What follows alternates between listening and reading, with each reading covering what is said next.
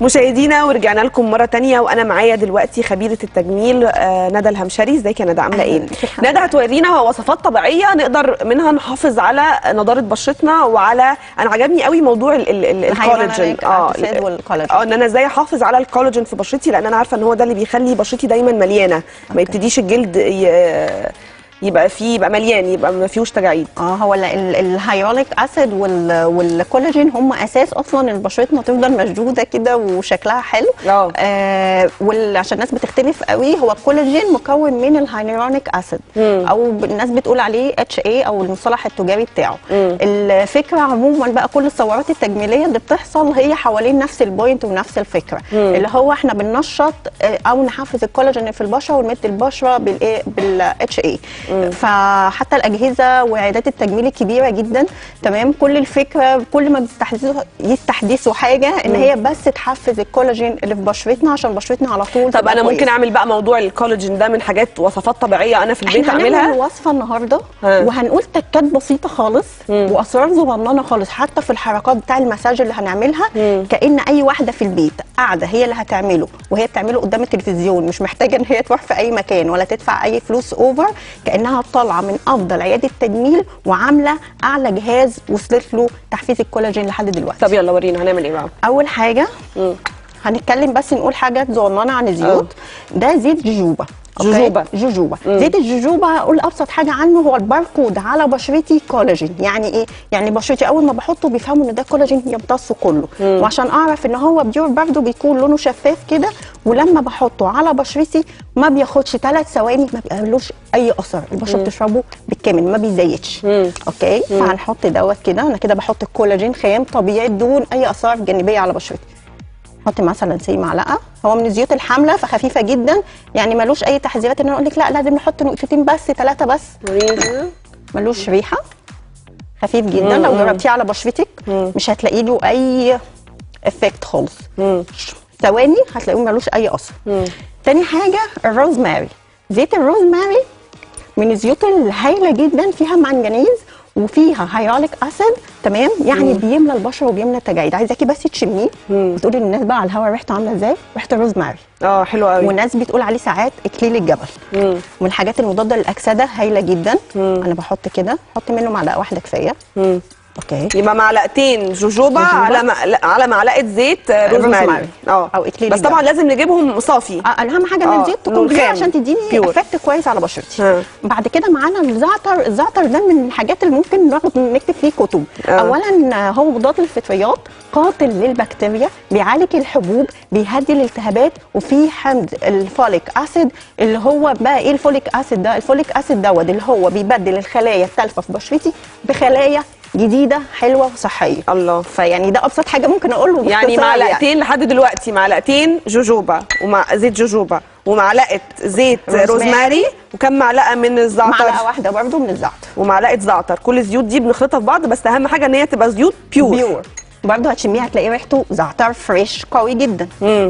ممكن اطبخ بيه؟ طبعا. على فكره الزيوت البيور، اغلب الزيوت البيور تعرفي تاكليها، يعني صالحه للاكل. بيتحط على السلطه على فكره، هايل جدا جدا جدا. ده ايه بقى؟ ده زيت جزر. زيت الجزر من الحاجات اللي بتفتح، بتعمل نضاره، بتحفز انتاج الكولاجين بشكل فظيع، بتورد كمان. عارفه لما بنقول عايزين وشنا يورد. وكمان في ماده الكاروتين اللي بتعمل ايه برضو، بتشتغل نفس الفكره اللي احنا شغالين عليها، بتجدد الخلايا اللي تعبت في بشرتي وتجددها بخلايا ثانيه كويسه، وبتملى الفراغات والتجاعيد. تمام. هنحط برضو معلقه، يعني احنا لحد دلوقتي هو الجوجوبا بس اللي هنحط منه معلقتين. يبقى معلقتين زيت جوجوبا ومعلقه زيت زعتر ومعلقه زيت روزماري ومعلقه زيت جزر. هنيجي بقى بتاع الاختراع الفظيع ده. ده زيت خشب الصندل او زيت الصندل. يعني عايزاكي برده تشميه، وهنقول للناس برده ان هو لازم يكون شفاف كده خالص. تحطيه في الضوء، لزج جدا، ريحته حلوه. ريحه خشب الصندل ده هو الشجر.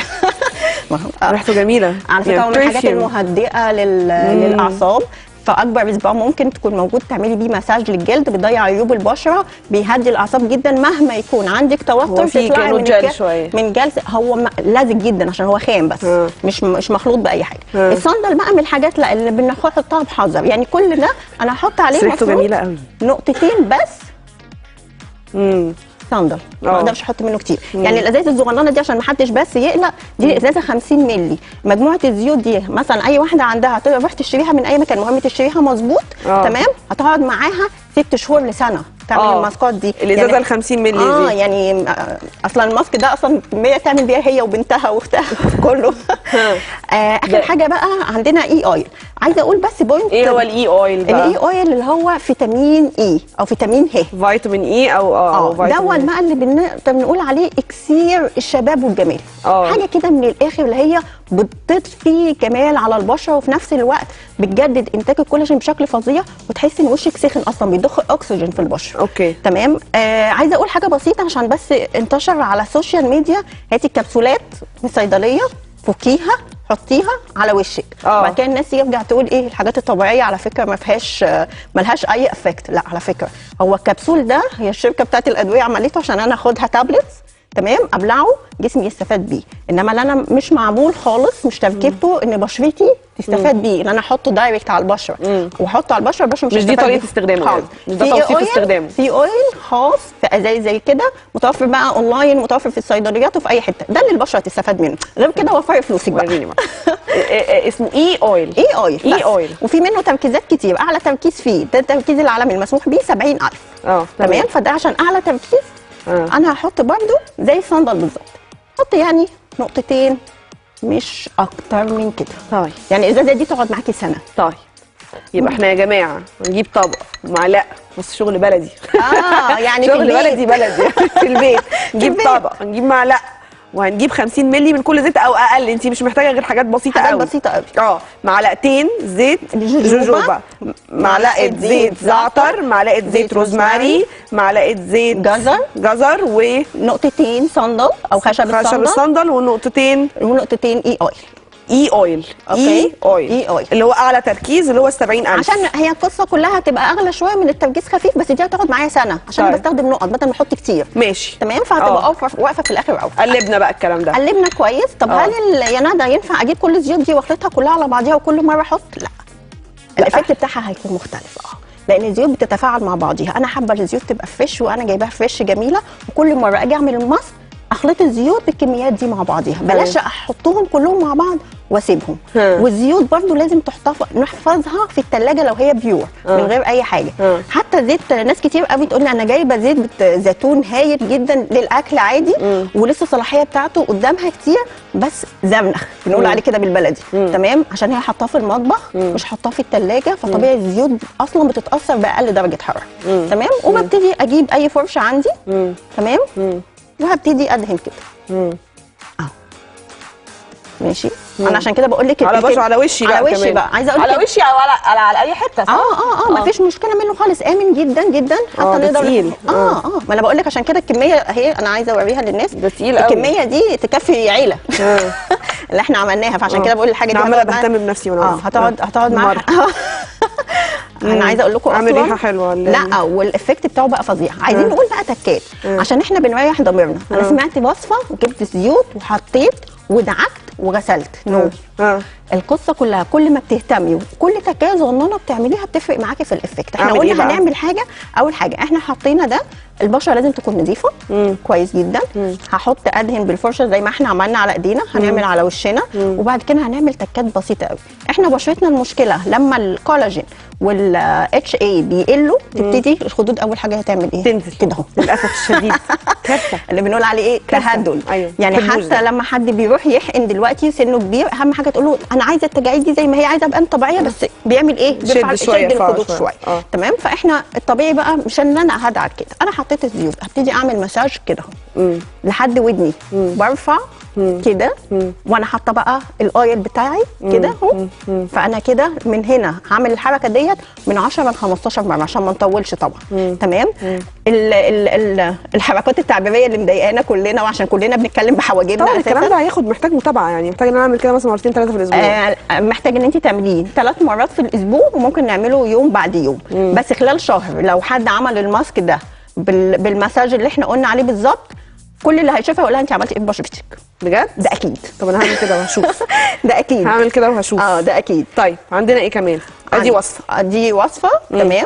انا عايزه اقول بس الوصفه دي عشان دي يعتبر زي الكولاجين ده كولاجين او اقرب حاجه للكولاجين. هو في ده كولاجين خام. احنا حاطين كولاجين خام بدون اي سايد افكت. اوكي امان جدا جدا جدا. وعايزه اقول برضو ان احنا من سن 30 سنه لازم الروتين بتاعنا اليومي والاسبوع يكون فيه كولاجين. ليه؟ لان احنا بشرتنا او جلدنا في حاجه اسمها معدل بناء ومعدل هدم بيحصل يوميا. بس من سن 30 سنه بيبتدي معدل البناء يبقى اعلى من معدل الهدم. احنا ما عندناش 30 سنه على فكره. احنا اقل مفيش حد عنده 30 سنه. الكلمه دي بتعصبني. ماشي. طيب عندنا ايه كمان؟ بعد كده هنعمل حاجه بقى مهمه جدا الناس كلها بتحبها، كل البنات طبعا، تفسيح. بالذات العرب والمصريين عايزين يفتحوا تبقى بيضه قشطه، بس هي عايزه ما بيجيبش نتيجه. لا بنروح بنجيب حاجات من الصيدليات وبتاع. بس اقول لك حاجه، عشان ما بنستمرش وما بيبقاش فيه روتين كامل. لو عندي روتين كامل ماشيه عليه وهستمر. وعايزه اقول برضو معلومه، لو احنا هنستمر على روتين كامل وعندي مشكله بجد تعباني، انا مش مجرد بعمل ماسك دلع، عندي بجد بقع في بشرتي او في مشاكل، لازم استمر على الكورس اللي انا ماشيه عليه من 6 شهور لسنه. ليه؟ مش انا اللي بقول، ربنا سبحانه وتعالى اللي عمل. دي الفتره اللي الخلايا بتاعت الجلد بتتجدد فيها. فلما تتجدد وانا قاعده بعمل ماسكات وتقشير وتغذيه كويسه هشوف نتيجه. مفيش حاجه هتهتمي بيها ومش هتشوفي النتيجه، حتى البني ادمين. فكرتيني بواحد كده بيطلع على الفيسبوك، كيكه خليكم كيكه. مش عارفه ولا لا. الماسك ده بقى هنقول حاجه، ده ماسك فيتامين سي. طبعا كله فيتامين سي. يقول لك اعصر ليمونه، اعصر ليمونه. عايزه اقول لكم بقى ان الكيوي يا جماعه، الكيوي اكتر حاجه فيها نسبه فيتامين سي. فاحنا هناخد ده كيوي. ده للتفتيح. ده كريم يا جماعه للتفتيح. انا عصراه كيوي عصرينه عصرينه، ما فيهوش اي كم معلقه؟ حط معلقتين كفايه جدا. تمام. نشا، النشا من الحاجات اللي بتشد البشره. صح وبتهدي. يعني ايه؟ يعني لما بتيجي واحده بتقول لي انا عندي مشكله وجايه من بره الشمس حارقه وشي ملتهب حاسه بيطلع صهد، بقول لها روحي بسرعه هاتي ميه متلجه حطي فيها نشا ذره كتير، وهاتي قطن من الصيدليه حطيه واعملي كمادات لوشك. بتعملي ماسك التفتيح ده على وشك؟ وشك فعلا لازم طبخي سم. هنحط معلقه نشا. اوكي. ومعلقتين عصير كيوي. ومعلقتين عصير كيوي ومعلقه نشا. احنا ماشيين بالترتيب. الكيوي مش ضايفه له ميه ولا اي حاجه خالص. تمام. وطبعا عسل النحل مش محتاجه انا، يعني مش انا اللي هقول العسل النحل بيعمل ايه بالظبط. تمام. عسل النحل من الحاجات اللي بتشد البشره جدا وبتفتح البشره جدا وبتنقيها. تمام. نحط قد ايه؟ يعني برضه نص معلقه مش كتير، عشان انا ما بحبش حاجه يعني انا شخصيا ما بحبش حاجه ملزقه قوي على بشرتي. تمام. عشان بزهق. يعني لو حاجه ملزقه قوي بزهق بصراحه. تمام. وبعد كده هنحط بقى زيت جوز الهند. زيت جوز الهند، بس المهم يكون طبيعي. انا كنت جايباه طبعا التكييف، بس انا عايزه اقول لك ان هو ده بيوصل لدرجه لونه اصفر فاتح خالص. تمام. فهبتدي احط جوز الهند. قد ايه بقى؟ معلقه. انا عشان ايدي حافظه فانا عارفه انا بحط ايه. طيب بس كده. يبقى معلقتين عصير كيوي ومعلقه نشا. معلقتين بتتقوي ان انت جبتي اسمها في البرجر. معلقتين عصير كيوي ومعلقه نشا ومعلقه عسل ابيض او نص معلقه لو حد ما بيحبش حاجه ملزقه على وشه كتير زيي، ومعلقه زيت جوز الهند صافي بيور اللي هو ينفع لما تيجي تشتري تقول له ينفع اكله، هيقول لها تشتري. تمام. ده بقى ده الماسك. ده ماسك التفتيح. ده ماسك فيتامين سي وتفتيح. وكمان حتى النشا احنا حاطين معاه حاجات، لان الحاجات اللي فيها فيتامين سي بتحرق شويه. تمام. فعشان كده حاطين معاها معادلين الماسك ان احنا حاطين حاجات بتهدي البشره. عشان حتى لو بشره ملتهبه ينفع تستخدمه عادي جدا من غير اي مشاكل. يبقى احنا كده النهارده يا جماعه عملنا ماسك للكولاجين. وكان سهل قوي. تعالي نقول مكونات ماسك الكولاجين مره ثانيه بسرعه. احنا ماسك الكولاجين معلقتين جوجوبا، معلقه زعتر صافي، كل دي زيوت خام، معلقه روزماري، معلقه جزر، زيت جزر، معلقه اويل وزيت خشب الصندل. كل ده بنخلطهم مع بعض ونبتدي ان انا اعمل ماسك لجسمي او اعمل ماسك الوشي ده بتاع الكولاجين. في كمان ماسك تفتيح. احنا كلنا بنهتم بتفتيح بشرتنا خاصه بعد الصيف، لون بشرتنا بيتغير شويه. فماسك تفتيح البشره سهل جدا وبسيط خالص، مفيهوش اي حاجه. نجيب طبق، نجيب معلقه، هنحط فيه معلقه نشا، معلقه او نص معلقه عسل ابيض، معلقتين عصير كيوي من غير ميه ومن غير اي حاجه خالص، ومعلقه زيت جوز الهند الصافي اللي انا لما اروح للعطار اقول له ينفع اكله ولا ماكلوش. كل الكلام ده بخلطه مع بعض وبعمل ماسك لوشي او ماسك لجسمي. مع الوقت في خلال 6 شهور ما يقاسش بيكون في تفتيح للبشره كويس. انا شايفه بشرتك وينفع فاتحة كمان حاجة. الاندر ارم والاماكن الحساسه، عشان ده سؤال متكرر. حلو. ينفع جدا الاندر الارم ينفع جدا. طب حلو، الاماكن الحساسه واندر ارم ينفع بيفتحوا. ينفع جدا. انا بشكرك جدا جدا يا ندى، نورتيني النهارده. اشوفك ان شاء الله في حلقات قادمه ان شاء الله. مشاهدينا بعد الفاصل معايا فقره للتغذيه. كلنا طبعا عايزين نخس، وكلنا عندنا مش عارفه يعني انا مثلا من الناس اللي بحب اكل بالليل جدا، ما بيحلليش الاكل غير ان اكل بالليل. فننظم اكلنا ازاي؟ سواء انا واحده عامله عمليه وعايزه انظم اكلي بعد العمليه، عمليه سمنه اقصد، سواء انا واحده مش عايزه اعمل عمليه وعايزه اخس بنظام غذائي فقط لا غير. هنتكلم على الانظمه الغذائيه، ولكن بعد الفاصل استنونا اوعوا تروحوا في اي حته.